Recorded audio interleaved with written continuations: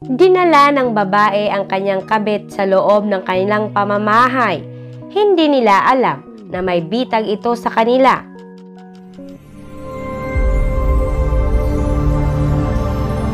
Gabi na noon nang umuwi si Mary kasama ang isang lalaki, kung saan naghahalikan pa sila at nagyayakapan habang pumapasok sa loob ng bahay. Hinagkan ng dalawa ang isa't isa nang may pagkasabik. Nang mapadako na sila sa may sala, dito naman nila hindi inaasahan na makitang natutulog si John, ang asawa ni Mary. Muntik na itong malimpungatan, pero mabilis din naman silang nakapagtago.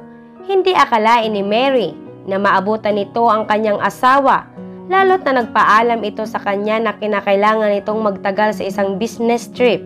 Iyon din ang pagkakaalam ng kasamang lalaki ni Mary na kilalanin natin sa pangalang Alfred. Hindi ko alam na makakauwi siya kaagad. Mahinang wika ni Mary nang may pangamba. Papatayin ko siya. Uunahin ko siya. Pagkatapos ay ikaw naman, Lisa. Marahang sinasalita ni John habang natutulog, na siya naman lalong nagbigay takot sa dalawa. Ano bang sinasabi niya? Si Lisa ay yung dati niyang asawa. Sa pagkakaalam ko ay naging masama ang kanilang paghihiwalay. Mahinang wika ni Mary. Sa takot ay nagpaalam na lamang si Alfred para makaalis. Pero mabilis itong inawat ni Mary na nagsabing kinakailangan muna nila malaman kung ano ang ginawa ni John sa dati niyang asawa. Bakit? Para saan? Dahil kung pinatay niya ang asawa niya at magkaroon tayo ng ebidensya tungkol doon, ay tiyak na makukulong siya at mapapasa akin ang kanyang pera. Naging interesado din naman si Alfred sa kanyang nadinig, kaya umayo na rin ito sa kung anuman ang pinaplano ni Mary. Doon ay dali-dali nang pinuntahan ni Mary ang office table ng kanyang asawa, kung saan agad na pinakialaman ng dalawa ang laptop ni John para mag-imbestiga. Ano bang alam mo sa dating kinakasama niya? Tanong ni Alfred kay Mary. Wala namang gaano.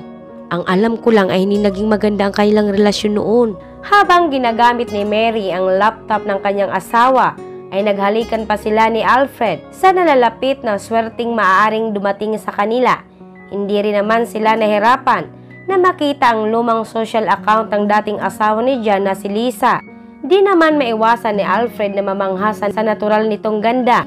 Ilang sandali pa ay naistorbo sila ng matunugang papunta na sa kanila si John. Kaya mabilis na itinago ni Mary si Alfred sa ilalim ng office table nito. Han, sino yung nandyan? Wika agad ni John sa kanyang pagdating. Nakauwi ka na pala? Para kasing nakadinig ako ng boses ng lalaki. Si Mary at Alfred ay nangangamba na ng mga oras na yon. Nagdahilan na lamang si Mary nang nadinig ni John di umano ay ang boses ng kanyang kapatid dahil katatapos lang nilang mag-usap sa tawag. Ang kapatid mo? Tinatawagan ka ng alas 3 ng madaling araw? Nagtatakang tugon ni John. Oo naman. Alam niya kasi na gising pa ako eh.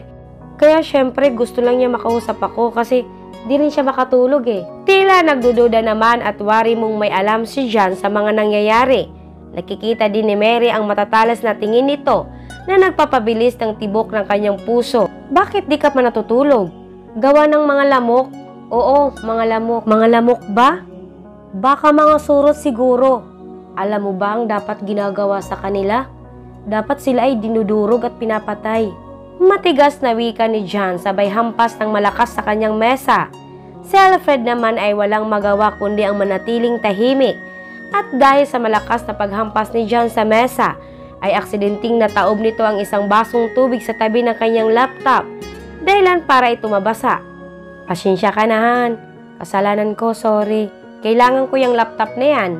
Huwag kang mag-alala, Han. May kilala akong lalaking pwedeng gumawa niyan. Bukas na bukas din ay papapuntahin ko siya dito. Dito na kumalma si John. Sabay niyaya na nito si Mary na umakyat sa kanilang kwarto para makapagpahinga. Nakagawa naman ng paraan si Mary na paunahin muna si John doon. Matapos itong magdahilan na tatawagan lamang niya saglit ang kanyang kapatid.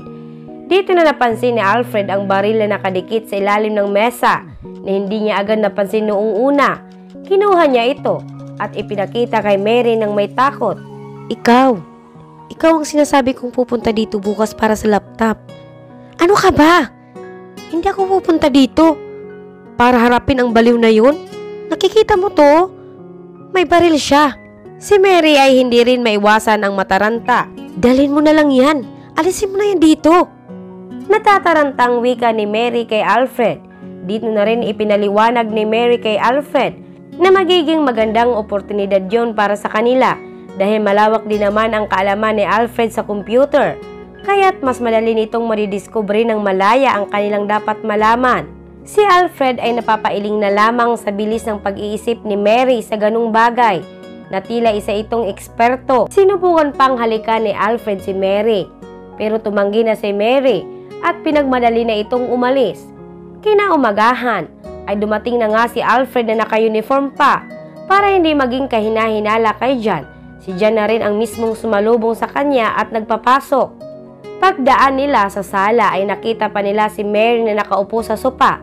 Agad naman itong binati ni Alfred ng may ngiti.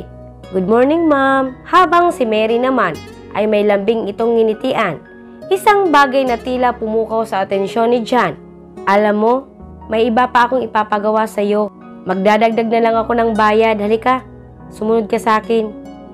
Seryosong wika ni John na agad din namang sinunod ni Alfred. Sinundan pa rin ito si John ng may pangamba at pagtataka. Si Mary naman ay labis na natatakot, kaya agad din itong sumunod sa kanila. Dinala ni John si Alfred sa isang kwarto para magbaba ng ilang galon ng asido. Nagsalita pa si John na kinakailangan ni Alfred ang magsuot ng guwantes dahil ang mga asido na yon ay kayang tumunaw ng laman ng tao. Habang sinasabi ni John ang mga bagay na yon, ay walang magawa ang dalawa kundi ang kabahan. Han? Para saan yan? Di ba sinabi ko sa'yo kagabi? Papatay ako ng mga peste? Dito na agad isinuot ni Alfred ang makapal na guwantes, sabay nangangatog na kinuha ang mga galon ng asido. Matapos iyon, sa opisina ni John ay nagyabang pa si Alfred na makakaya nitong ayusin ang kanyang laptop ng ilang minuto lamang. Sabay payo nito kay John na magkape muna at bumalik na lamang. Pero gusto ko nang makita at malaman kung paano eh. Seryosong wika ni John na tila nagbigay pag-alala kay Alfred. Maigi na lamang at dumating agad si Mary sa eksena. Pinipilit ni Mary na maaya ang kanyang asawa sa kanilang sala para makapag-usap. Supalit nangatwiran si John na abala pa siya at hindi siya interesado sa naisabihin ng kanyang asawa hanggang sa ang pagpupumilit at pangungulit ni Mary ay nagbigay inis na kay John. "Ano bang importante yan ha? Hindi ka pa makapaghintay? Sinabi ko ng saglit lang, abala pa ako." Nagulat na lamang sina Alfred at John nang sabay sa biglaang sinabi ni Mary, "Buntis ako." "Buntis?" Sabay na wika ng dalawa. "Masaya ako para sa inyo." May pagkabiglang wika ni Alfred. Agad namang tumayo si John para sa kanyang asawa. "Kailan pa?" Tanong ni John na medyo nauutal pang sinagot ni Mary. Kasi kakatest ko lang kanina, kaya di ko alam. Kailangan muna natin magpa-check up at ultrasound."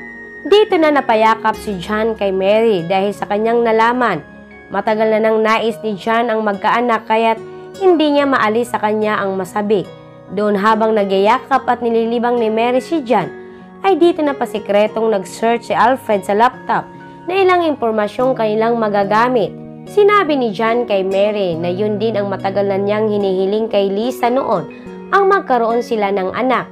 Kaya nagpasalamat ito sa Diyos na matutupad na ito ngayon. Pero dinagdagan pa ni John ang kanyang sinabi, "Matutupad na nga sana ang pangarap namin ni Lisa noon. Kung hindi ko nalaman, niloloko niya pala ako." Ganun ba? Isang kahiyan ang ginawa niya. Kaya hindi ko na nasabi sa'yo. Ipinagpalit niya ako sa aming hardinero. Sa bawat pananalita ay makikita mo kay John ang pagiging seryoso nito sa kanyang mga sinasabi. Alam mo ba nung mga panahong iyon ay wala akong ibang naiisip kundi ang pumatay. Ayoko kasi nang niloloko ako. Wala nang maisagot pa si Mary. Kailangan na rin ni Alfred na maisave sa kanyang USB ang ilang impormasyong kanyang nakuha. Kaya umarte na lamang bigla si Mary na sumakit bigla ang kanyang tiyan. Nagawa naman ni Alfred na maipasa sa kanyang USB ang kailangan. Dito na medyo kumalma ang loob nilang dalawa ni Mary. Nagpaalam na rin si Alfred para umalis. Sabi ko sa'yo magaling siya. Naayos niya agad yung laptop mo. Dito na niyakap ng mahigpit ni Mary si John para pasikretong sinyasan si Alfred na umalis na sa kanilang bahay.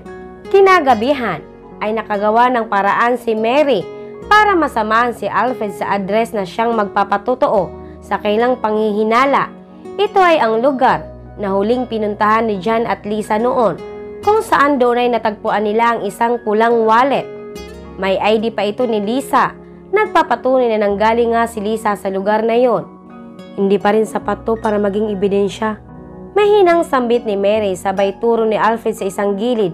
Ayun, pwede na siguro gamitin yun.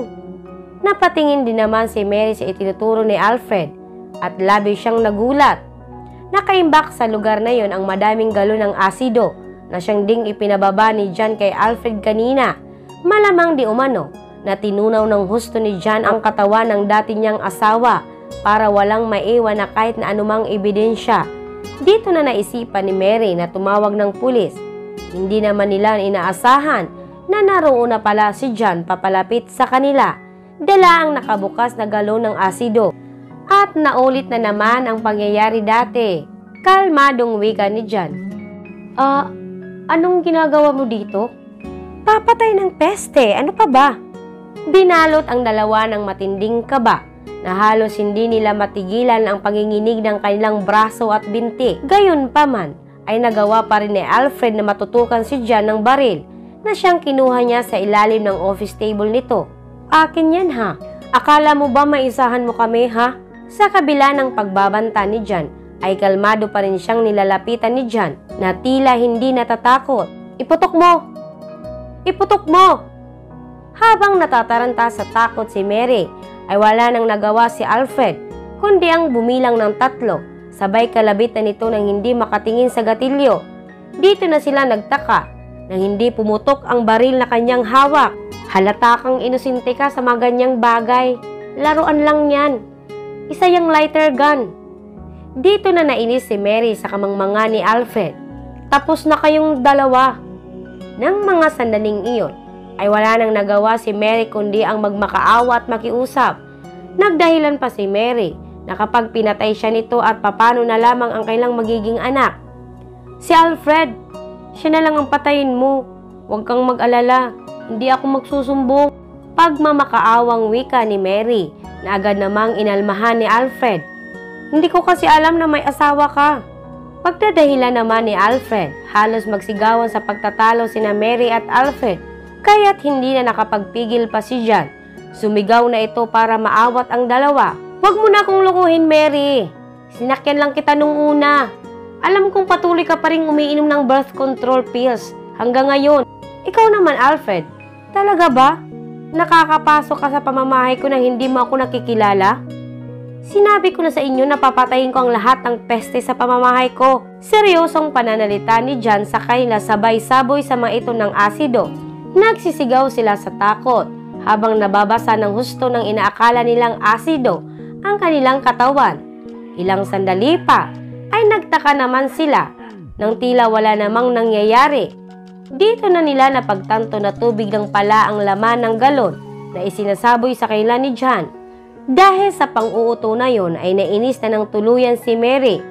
Ikaw na mamamatay tao ka, pinatay mo si Lisa. Muntik na akong maging ganun, Mary. Siguro nga, mas malala pa doon. Pero hindi pa patay ang aking ex-wife. Masaya siyang namumuhay ngayon. Nagtaka naman ang dalawa dahil na rin sa ilang impormasyong kanilang nakalap sa social media na nagsasaad na patay na si Lisa. Peke ang account na nakita ninyo. Ginawa ko lang agad yun ng mabilisan para sa inyo. Dito na nagpaalam si John sa dalawa na tila natatawa pa. Alam mo, Mary, may darating pa nga. Pero hindi ang baby natin, kundi mga divorce papers. At maniwala ka, wala ka ni isang kusing na makukuha sa akin. Wala nang nagawa si Mary kundi ituon ang sisi nito kay Alfred at madismaya na din sa kanyang sarili.